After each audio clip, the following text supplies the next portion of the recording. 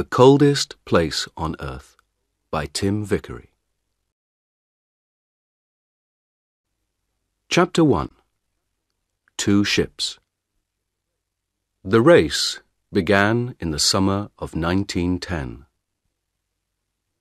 On June 1st, in London, a black ship, the Terra Nova, went down the River Thames to the sea. Thousands of people stood by the river to watch it. They were all excited and happy. On the Terra Nova, Captain Robert Falcon Scott smiled quietly. It was a very important day for him. He was a strong man, not very tall, in the blue clothes of a captain.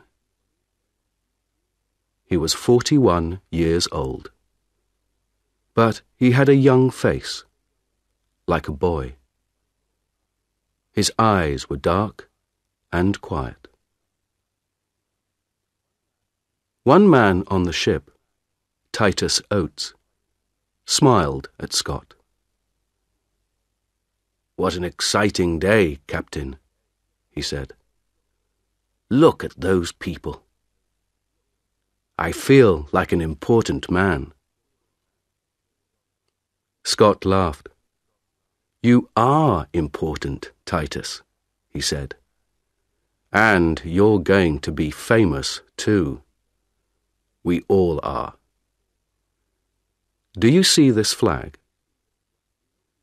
He looked at the big British flag at the back of the ship and smiled at Oates. "That flag is coming with us," he said. "In the Antarctic, I'm going to carry it under my clothes. We're going to be the first men at the South Pole, and that flag is going to be first, too." 5 days later, on June 6th, a man opened the door of his wooden house in Norway. He was a tall man with a long face. He waited outside the house for a minute. Everything was very quiet. He could see no houses, only mountains, trees, and water. It was nearly dark. The sky was black over the mountains. The man smiled and walked quickly away from the house, down to the sea. In the water, a big wooden ship waited for him. The man got onto the ship and talked and laughed quietly with his friends. The ship's name was Fram, and the man was Roald Amundsen. The Fram was the most beautiful ship on earth, Amundsen thought. His friends were the best skiers on earth, too. One of them, Olaf Bjaaland, smiled at him. "North Pole, here we come, Captain," he said. "Yes," Amundsen said. His friends could not see his face in the dark. "Fram is going to the Arctic." Everyone on the Fram was ready to go to the North Pole, to the Arctic. Amundsen wanted to go there too. But first, he wanted to go south. His friends didn't know that. At midnight, on June 6th, the Fram moved quietly away from Amundsen's house, out to sea.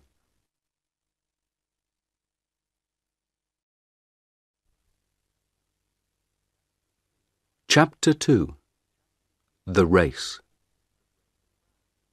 The Fram went to an island in the south of Norway. It was a very little island with only one small wooden house, 2 trees, and nearly 100 dogs. "Look at that," Bjaaland said. "It's an island of dogs. There are dogs in the water, near the trees, on the house, dogs everywhere." 2 men came out of the house. "Hassel! Lindström!" Amundsen said. "It's good to see you. How many dogs do you have for me?" 99, Roald, said Hassel. "The best 99 dogs from Greenland. And they're very happy. They don't work, they just eat and play all day. They're having a wonderful summer here." "Good, good," Amundsen laughed. "But that's finished now." "Hey, Bjaaland, stop laughing. Come down here and help me. Let's get all these dogs onto the ship." It was not easy. The dogs were fat and strong, and they didn't want to go on the ship. But at last, after 3 hours' hard work, all 99 were on the ship, and the Fram went out to sea again. The men were not happy. The weather was bad, the dogs were dirty, and some of the men were ill. They began to ask questions. "Why are we bringing dogs with us?" asked one man, Johansson. "We're going thousands of kilometers south, past Cape Horn, and then north to Alaska. Why not wait and get dogs in Alaska?" "Don't ask me," said his friend Helmer Hansen. "I don't understand it." The men talked for a long time. Then, on September 9th, Amundsen called everyone to the back of the ship. He stood quietly and looked at them. Behind him was a big map. It was not a map of the Arctic. It was a map of Antarctica. Bjaaland looked at Helmer Hansen and laughed. Then Amundsen began to speak. "Boys," he said, "I know you are unhappy. You often ask me difficult questions, and I don't answer. Well, I'm going to answer all those questions now, today. We began to work for this journey 2 years ago. Then, we wanted to be the first men at the North Pole. But last year, Perry, an American, found the North Pole. So, America was first to the North Pole, not Norway. We're going there, but we're too late." "I don't understand this," Bjaaland thought. "Why is Amundsen talking about the North Pole, with a map of Antarctica behind him?" Amundsen stopped for a minute, and looked at all the men slowly. No one said anything. "We have to go a long way south before we get to Alaska," he said. "Very near Antarctica, you know. And Captain Scott, the Englishman, is going to the South Pole this year. He wants to put his British flag there. An American flag at the North Pole, a British flag at the South Pole." Bjaaland began to understand. He started to smile and couldn't stop. He was warm and excited. "Well, boys," Amundsen said slowly, "do we want the British to put their flag at the South Pole first? How fast can we travel? We have a lot of dogs, and some of the most wonderful skiers on earth. Bjorland here is the best in Norway. So, I have an idea, boys. Let's go to the South Pole and put the Norwegian flag there before the British. What do you say?" For a minute or two, it was very quiet. Amundsen waited, and the men watched him and thought. Then Bjorland laughed. "Yes," he said, "why not? It's a ski race, isn't it? And the English can't ski. It's a wonderful idea. Of course. Let's go."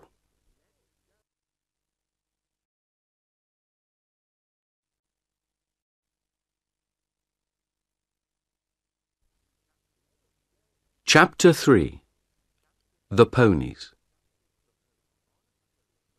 On October 27th, the Terra Nova arrived in Wellington, New Zealand.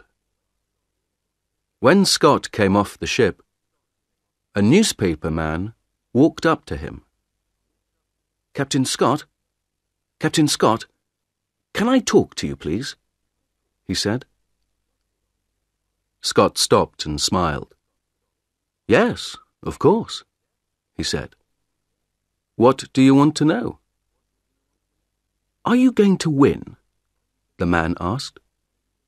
"Win?" Scott asked. "Win what?" "Win the race to the South Pole, of course," the newspaper man said. "It's a race between you and Amundsen now. Look at this." He gave a newspaper to Scott. Scott looked at it. It said, "Fram races Scott to South Pole. We're going to win, says Amundsen." Scott's face went white. "Give me that," he said. He took the newspaper and read it carefully. The newspaper man watched him and waited. "Well, Captain Scott," he said at last, "who's going to win this race? Tell me that." Scott looked at him angrily. "This is stupid," he said. "It's not a race.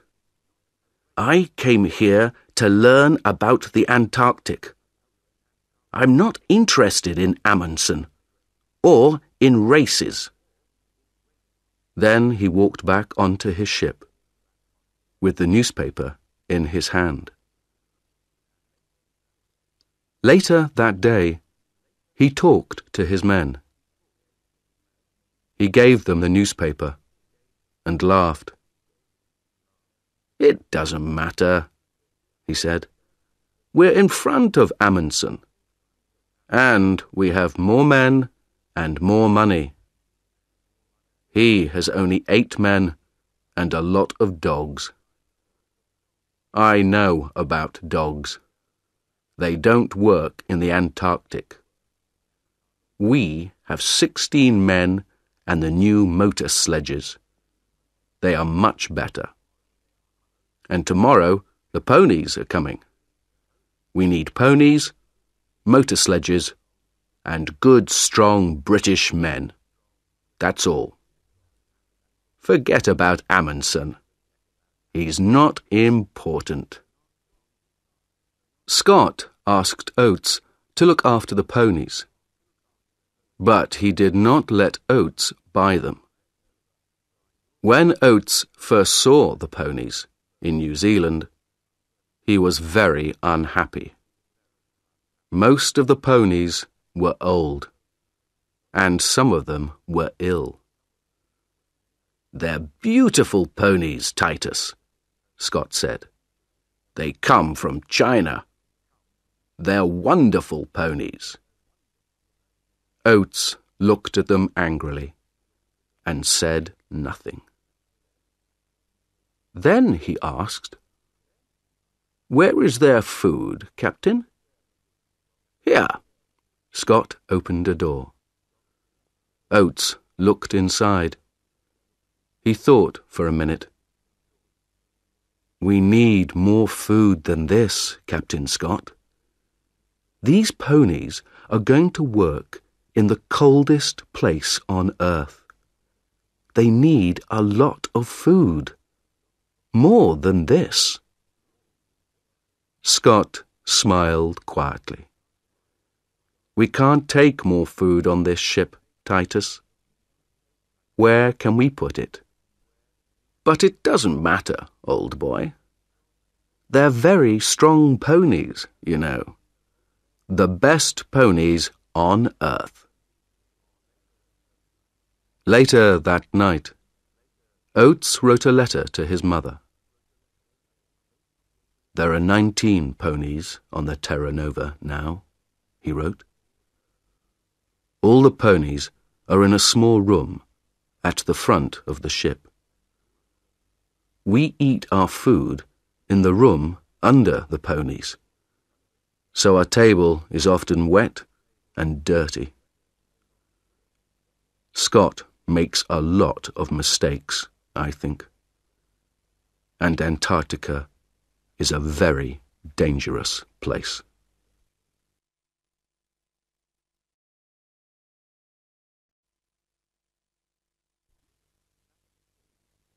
Chapter 4. Food Depots. The two ships, Terra Nova and Fram, arrived in Antarctica in January 1911, at the end of summer. The Englishman and the Norwegians wanted to stay on the ice all winter. They wanted to be ready to go to the South Pole at the beginning of the next Antarctic summer. The dogs pulled the Norwegians' sledges. They ran quickly over the snow and pulled the big sledges from the ship onto the ice. The men ran beside them on skis. They put a big wooden house on the ice. The house was full of food and skis and sledges. They called it Framheim.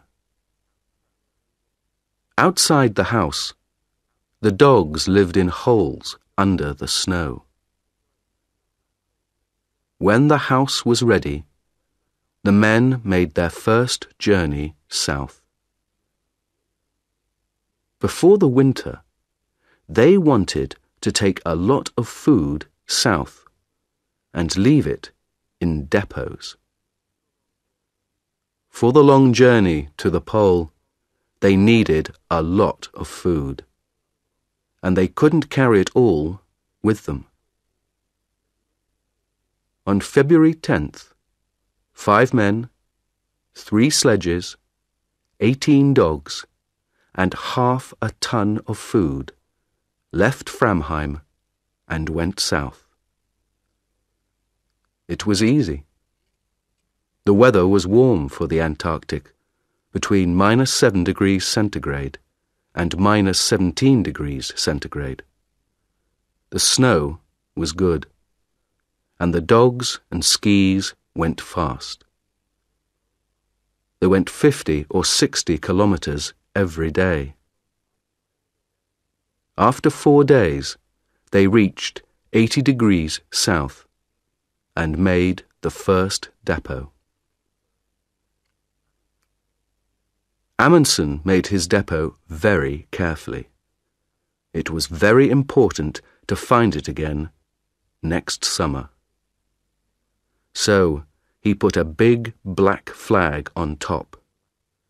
Then he put 10 flags to the east of the depot, each flag half a kilometre from the next, and 10 flags to the west. So, there were flags for 5 kilometres to the left of the depot and 5 kilometres to the right. Then they went back to Framheim and took some more food south, this time to 82 degrees south. This time it was harder. The temperature was sometimes minus 40 degrees centigrade, and there were strong winds with a lot of snow. The dogs and men were very tired, and the tents and boots were bad. At the second depot, they put out 60 flags to help them find it again. They came back to Framheim on March 23rd. It was nearly winter in the Antarctic. Their ship, Fram, was far away now, near South America. They were alone on the ice. Oates went with Scott to make the first British depot. They left Cape Evans on January 25th.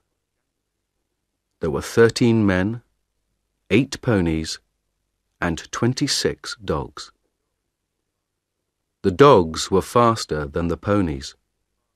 They ran quickly over the top of the snow, but the ponies' feet went through it. Every morning, the ponies started first, and the dogs started 2 hours later, because they ran faster. At night, the dogs made warm holes under the snow, but the ponies stood on top of the snow. It was minus 20 degrees centigrade. After 15 days, Oates talked to Scott. There was a strong wind, and the 2 men's faces were white with snow. "3 of the ponies are ill, Captain," Oates said. "They can't go on." "Don't be stupid, Oates," Scott answered. "They're good, strong animals. The best ponies on earth." "Not these 3, Oates said. "They're ill and unhappy, and now they can't walk. Let's kill them and leave the meat here in the snow. We can eat it, or the dogs can."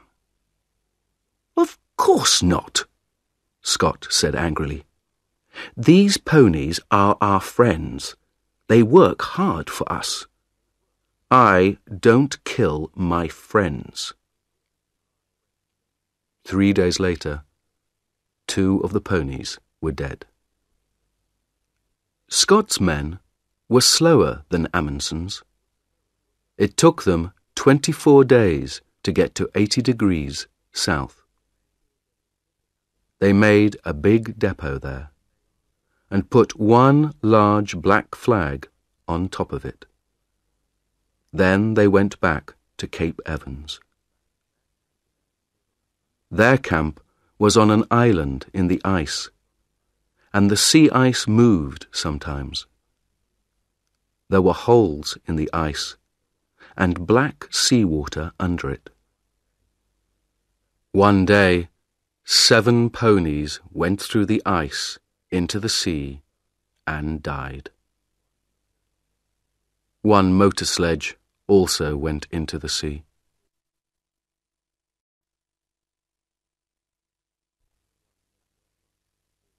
Chapter 5. A long, cold winter. It was dark for 4 months. Outside the wooden house at Framheim, it was often minus 60 degrees centigrade.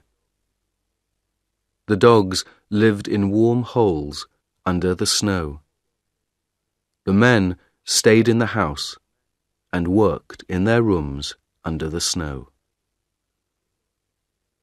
The skis and sledges came from the best shops in Norway, but Bjaaland wasn't happy with them. He changed a lot of things on the skis and sledges. Soon, the sledges were stronger than before. The skis were better and faster too. All the Norwegians worked hard.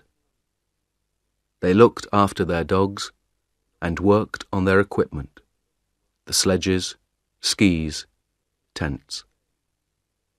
Every day they thought about their journey to the pole and talked about it. And every day Amundsen thought about Scott. One day, in midwinter, he talked to his men. "Let's start early, before Scott," Amundsen said. "Remember, Scott has more men than us, and he has motor sledges too. Perhaps they can go faster than us." Bjaaland laughed. "Oh no, they can't go faster than me," he said. "On snow, nothing can go faster than a good man on skis." "We don't know," Amundsen said. "You're the best skier in Norway, but you get tired, and dogs get tired too. Motor sledges don't get tired. They can go all day and all night." Johansen laughed angrily. "That's stupid," he said. "Perhaps the motor sledges can go all night, but the Englishman can't." "The English can't win, Roald. They don't understand snow, but we do. And they're too slow." "Perhaps," Amundsen said, "but I want to win this race. So we're going to start early. Do you understand?" It was quiet and warm inside Framheim. Bjaaland looked at Amundsen and thought about the long, cold journey in front of him. He thought about the dogs in their holes under the snow and listened to the wind over the house. "When, Roald?" he said quietly. "On August 24th. The sun comes back on that day. We start then." "But we can't," Johansen said. He looked angry and unhappy. "That's too early. We can't start then. It's dangerous and stupid."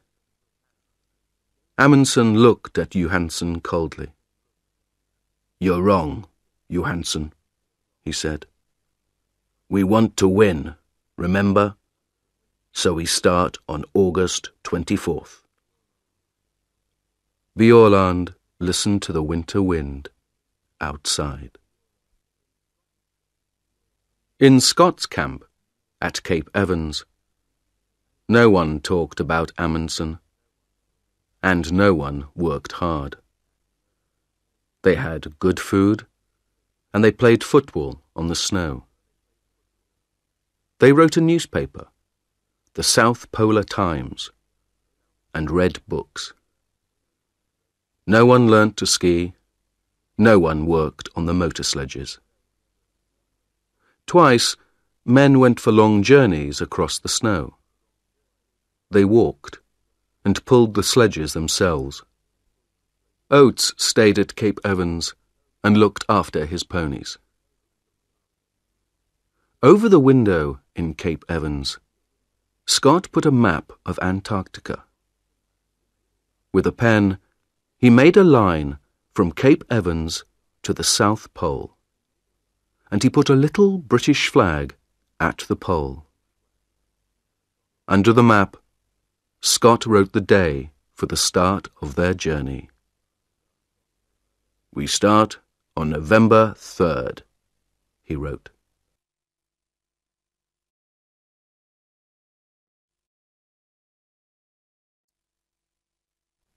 Chapter 6. A Bad Start. On August 23rd, the Norwegian sledges were ready. They took them outside, and the dogs pulled them across the ice. The sun came up for half an hour, but it was too cold, minus 46 degrees centigrade. They could not travel in that weather. They went back to Framheim and waited. They waited 2 weeks, until September 8th. Then, with the temperature at minus 37 degrees centigrade, they started. They ran happily across the snow to the south. 8 men, 7 sledges, and 86 dogs. Only Lindström, the cook, stayed behind in Framheim. At first, everything went well. They went 28 kilometers on Saturday and 28 kilometers on Sunday. It was easy. Then, on Monday, the temperature went down to minus 56 degrees centigrade. There was white fog in front of their faces. They couldn't see anything. But they travelled 28 kilometers. That night, in their tents, they nearly died of cold. Next day, they stopped and made snow houses. Inside the snow houses, it was warm. But everyone was unhappy. "I told you, Roald," Johansen said. "Even September is too early. We can't travel in this cold. Do you want us to die? Let's go back and wait for better weather." Amundsen was very angry. He was angry with Johansen, but he was angry with himself too. He knew Johansen was right. "All right," he said slowly. "We can go on to the depot at 80 degrees south, leave the food there, and then go back. We can't do more than that." It was 37 kilometers to the depot. The wind was in their faces all day. 2 dogs died on the way. At the depot, they did not stop. They put out the food and the flags, turned round, and went north. At last, the wind was behind them. The dogs ran quickly, and the men sat on the empty sledges. They went faster and faster. It was like a race. Amundsen was on Wisting's sledge, and soon he, Wisting, and Hansen were 3 or 4 kilometers in front. Soon they were alone. They travelled 75 kilometers in 9 hours, and they reached Framheim at 4 o'clock that afternoon. Bjaaland arrived 2 hours later with 2 more men. But the last 2, Johansen and Prestrud, went more slowly. Their dogs were tired. Their feet were wet and cold. They had no food, and they were alone in the dark. The temperature was minus 51 degrees centigrade. They reached Framheim at midnight. Next morning, Johansen was angry. In front of everyone, he said, "You were wrong, Roald. September was too early. I told you, but you didn't listen. And then you left us alone, and we nearly died in the cold. You're a bad captain. I'm a better captain than you are." Amundsen was very angry. But, at first, he said nothing, because he knew that Johansen was right. Then, that evening, he gave a letter to Johansen. It said, "You aren't coming to the pole with me. When I go south, you can take some dogs and go east to King Edward VII's land. You can go with Prestrud and Stubberud. You can be the first men to go there, but not to the South Pole." The Norwegians stayed in Framheim and waited. They lay in bed, listened to the wind outside, and thought about Scott and his motor sledges.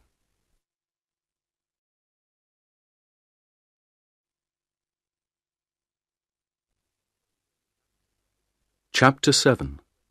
Motor Sledges and Mountains. Scott had 2 motor sledges now. They were the first motor sledges in the Antarctic, the first on Earth. On October 24th, the motor sledges started south from Cape Evans. 4 men went with them, but Scott stayed at Cape Evans for another week. Oates was unhappy. He wrote to his mother, "We had a very bad winter here. I don't like Scott. We were here all winter, but he didn't learn to ski or to drive dogs. Our equipment is bad, and he doesn't think about other people. I'm going to sleep in his tent on the journey, but I don't want to." On November 1st, Scott and Oates and 6 more men left Cape Evans with 8 sledges and 8 ponies. The ponies walked slowly because their feet went down into the snow. It was hard work for them, and they got tired very quickly. They travelled 13 or 14 kilometres in a day. Behind the ponies came Mears with 1 sledge and some dogs. Mears knew how to drive dogs. Every day, Mears started 2 hours after the ponies and arrived 2 hours before them. After 5 days, they found the motor sledges. The Norwegians began again on October 20th. There were 5 men this time: Amundsen, Bjaaland, Wisting, Hassel, and Hansen. They had 4 sledges and 48 dogs. There was a lot of wind and fog. On the first day, Wisting's sledge suddenly stopped, and the back went down. "Come on, you dogs," he said angrily. "Pull, pull." At first, nothing happened. Then, slowly, the sledge moved again. Wisting looked down over the side of the sledge. Under the snow, there was a 50-metre hole. "Did you see that?" Amundsen said. "The ice wants to eat us. Men, dogs, sledges, everything." On the 4th day, they reached the depot at 80 degrees south. There was a bad snowstorm, but they found the flags easily. Next day, the men stayed in their tents, and the dogs played in their holes under the snow. They were all happy. They had a lot of food, they had good equipment, and they were warm. They could travel fast. Next morning, the snowstorm stopped, and the journey began again. Today, everything is wonderful, Roald wrote in his diary. But where is Scott? In front of us or behind? There was no one with the motor sledges. They were broken. Scott looked at them angrily. "It doesn't matter," he said. "Teddy Evans and his men are in front of us. They're good men. They're pulling their sledges themselves. We can get to the pole on foot." Oates looked at Mears. Oates and the ponies were tired, but Mears and his dogs were not. The snow was home for them. That night, Oates wrote, 3 motor sledges at £1,000 each. 19 ponies at £5 each. 32 dogs at £1.50 each. Well, it's not my money, it's Scott's. On November 21st, one of the ponies died. On November 11th, the Norwegians saw the mountains. The mountains were very high, some of the highest on earth. Roald smiled. "There is good skiing up there, Roald," he said. "But can dogs get up there too?" "Of course they can," Amundsen said. "Come on." They left Hansen with the dogs and skied a little way up the mountains. It was difficult, but the mountains were big and beautiful. Behind the mountains, Amundsen thought there was a high plateau of ice. "That's it," Amundsen said. "That's the road to the pole. Tomorrow we can bring the dogs and sledges up here. But now, let's have a ski race. Who can get back to camp first?" They laughed and skied happily down the white snow. "This is like home," Roald thought. "But it's bigger than Norway, and better." In the next 4 days, the dogs pulled the sledges 81 kilometers and went up 3,000 meters. At last, Amundsen and Roald stood on the plateau behind the mountains. They were tired, happy men. Roald looked back at the mountains. "Can a motor sledge get up here?" he asked. Amundsen smiled. "No," he said. "I don't think so. And Scott doesn't like dogs. So his men are going to pull their sledges up these mountains themselves. Would you like to do that, Olaf?" Roald didn't answer. He smiled and skied happily away across the snow.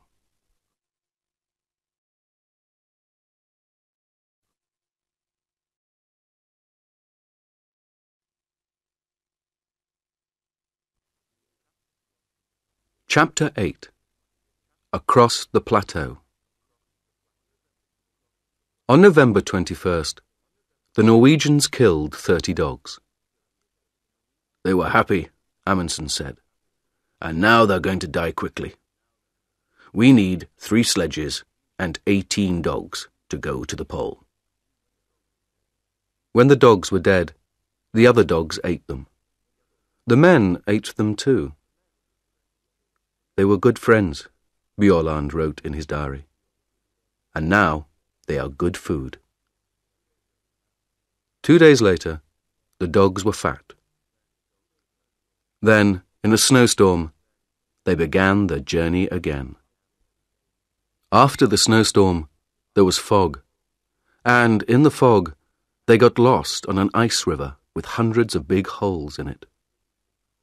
They could see nothing, and it was very dangerous. In 4 days, they moved 9 kilometers. But the ice is beautiful, Bjaaland wrote. Blue and green and white. This is a wonderful place, but I don't want to stay a long time. After the ice, there were strong winds and bad snowstorms. They could see nothing in front of them.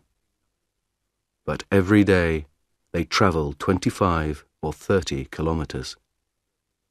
Then, on December 9th, the sun came out. They were at 88 degrees, 23 minutes south, 175 kilometres from the pole. 5 more long days, Bjaaland wrote. That's all now. But where is Scott? For 4 days, Scott's men stayed in their tents near the mountains. There is a bad snowstorm outside, Oates wrote. It's too cold for the ponies, and our clothes and skis are bad too. On December 9th, Oates killed the ponies. They were tired and ill, and they could not walk up to the plateau. Then Mears and his dogs went back to Cape Evans.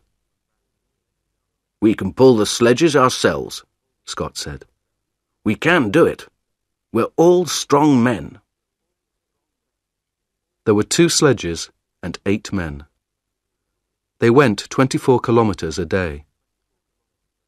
On December 31st, Scott said to Teddy Evans and the men on the second sledge, You can't ski well. Leave your skis here. So they pulled their sledge 24 kilometres without skis. Next day, Scott went to Teddy Evans's tent. You're ill, Teddy, he said. You can't come to the pole. Take 2 men and go back. Tomorrow. Teddy Evans was very unhappy. 2 men, Captain, he said. Why not 3? Because Bowers is going to come with me, Scott said. He's strong. We need him. But you have food on your sledge for 4 men, not 5, Evans said. And Bowers has no skis. I'm the captain, Teddy, Scott said. You do what I say. Take 2 men and leave Bowers with me. Oates wrote to his mother. I'm going to the pole with Scott. I am pleased and I feel strong.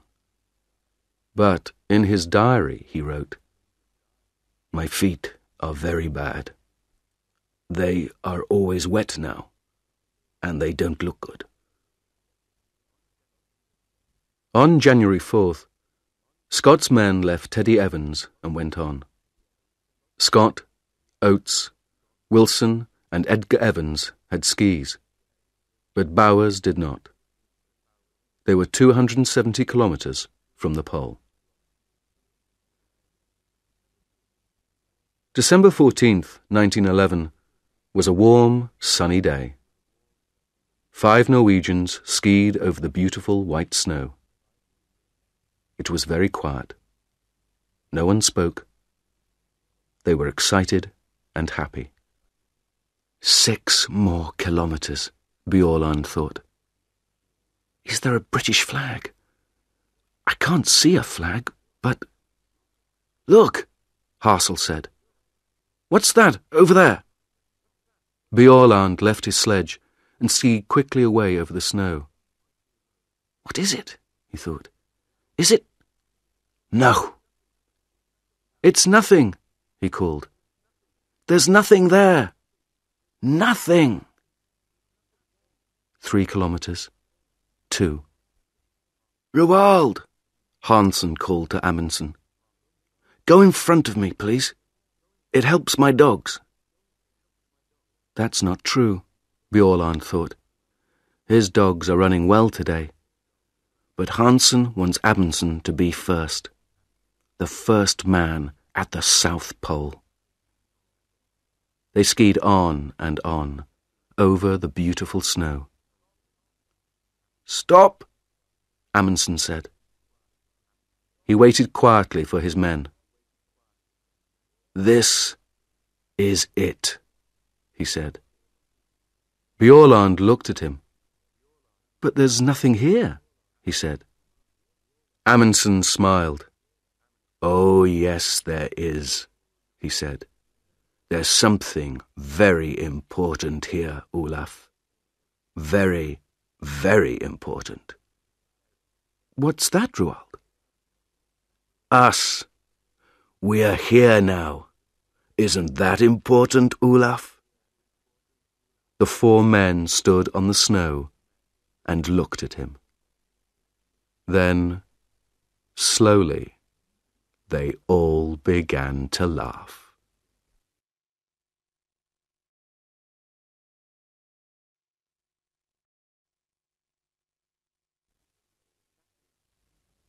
Chapter 9. The End of the Race. The Norwegians stayed 2 days at the pole. They left a tent there, with a Norwegian flag on it.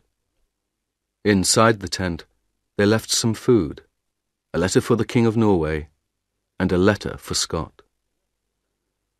They left some more black flags near the pole, and one 28 kilometers north. Then they skied away, back to the north. "It's a beautiful day," Bjaaland wrote. "The sun is warm, the snow is good. But the dogs run too quickly.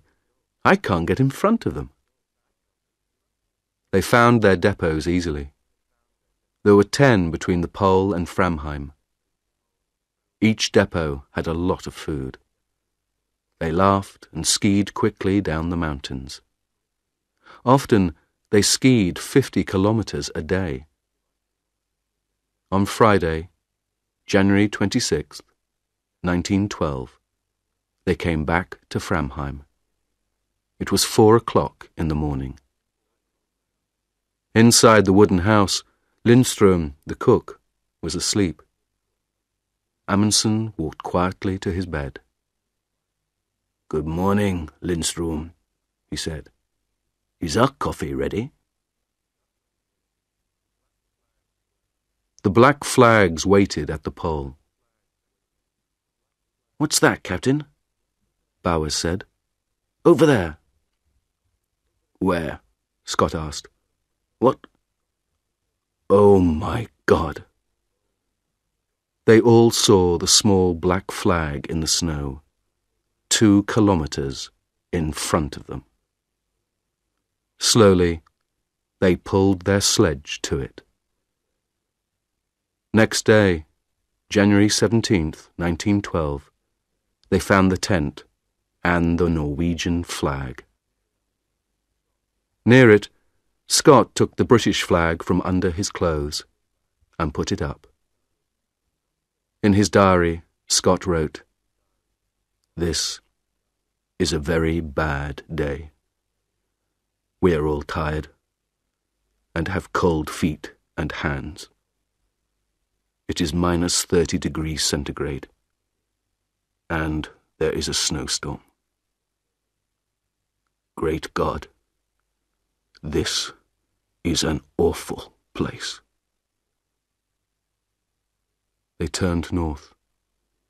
5 tired, unhappy men in the coldest, emptiest place on earth. On March 13th, 1912, Scott's wife, Kathleen, looked at her morning newspaper.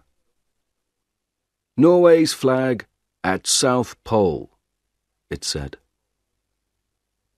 She looked at it for a long time, and then began to cry. "What's the matter?" her friend asked. "My poor, poor husband," Mrs. Scott said. "What's happened to him? Where is he now?" Scott's men were always hungry. There were not many depots, and they were difficult to find. "We need to find the next depot today," Oates wrote. But how can we find one black flag in all this snow? It's very difficult. And there is food for 4 men, not 5. They were all tired and ill, too. Oates's feet were black now, and he could not feel them. On February 16th, Edgar Evans died. On the 17th, they were past the mountains. At the depot there, they ate one of the dead ponies. Then they went on. 10, 11, 12 kilometers a day. They were ill because their clothes were not warm, and they didn't have much food. The temperature was sometimes minus 40 degrees centigrade. On March 7th, Scott looked at Oates's feet. They were big and black. "I can't pull the sledge now," Oates said. "It's very difficult to walk. Am I going to lose these feet, Captain?" Scott looked at Oates's feet and said nothing. On March 9th, they found another depot, but there was not much food. Slowly, they walked on. Oates's feet were worse every day. March 17th was Oates's birthday. He was 32. He lay in the tent and listened to the wind outside. He was very cold, very hungry, and very, very tired. He wrote a letter to his mother and gave it to Wilson. Then he got up and opened the door of the tent. He stopped in the door for a minute. Scott, Wilson, and Bowers looked at him. They didn't speak. "I'm going outside for a minute," Oates said. "I may be some time." They didn't see him again. At Cape Evans, the Englishman waited. On December 11th, Mears and the dogs came back. On January 3rd, Teddy Evans and his 2 men arrived at Cape Evans. The Terra Nova came and went. Winter began. Scott did not come. The Englishman waited all winter at Cape Evans. Then, on October 26, 1912, they started for the south. 2 weeks later, they found a tent. There were 3 bodies in the tent: Scott, Wilson, and Bowers. They put the bodies under the snow. Then they took the men's letters and diaries and went north to Cape Evans again. In Scott's diary, they read, "Oates died like a good Englishman. We all did. Please, remember us and look after our families. We did our best." No one found Oates's body, but he is there, somewhere, under the snow and the wind, in the coldest, emptiest place on earth.